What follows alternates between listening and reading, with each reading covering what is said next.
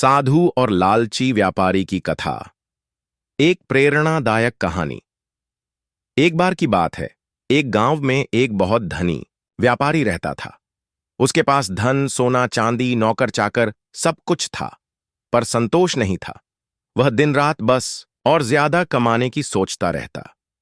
एक दिन गांव में एक प्रसिद्ध साधु आए। लोग दूर दूर से उनके दर्शन करने और आशीर्वाद लेने आने लगे। व्यापारी ने सोचा, अगर ये साधु सच में चमत्कारी हैं, तो मैं इनसे कुछ ऐसा वरदान मांगूंगा जिससे मैं और अमीर हो जाऊं।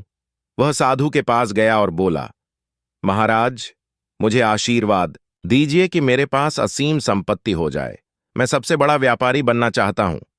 साधु मुस्कुराए और बोले, तुम्हें जो चाहिए वो मैं दे सकता हूं, पर पहले तुम मेरे एक काम करो।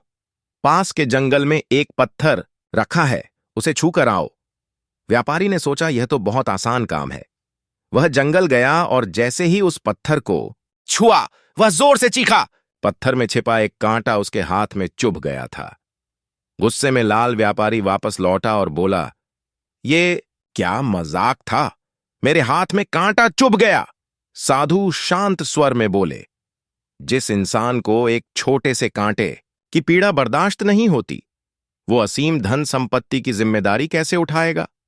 तुम्हारे अंदर ना धैर्य है ना संतोष।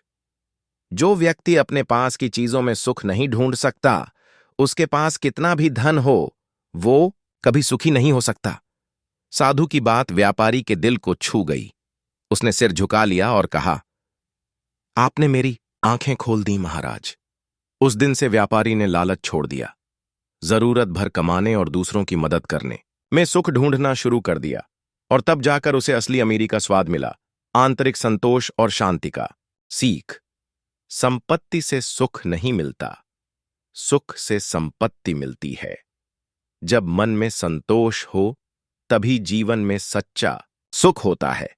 अगर आपको यह कहानी पसंद आई तो मैं अगली कहानी भी लिखकर दे सकता हूं। कौन सी कहानी पर अगला वीडियो बनाना चाहेंगे?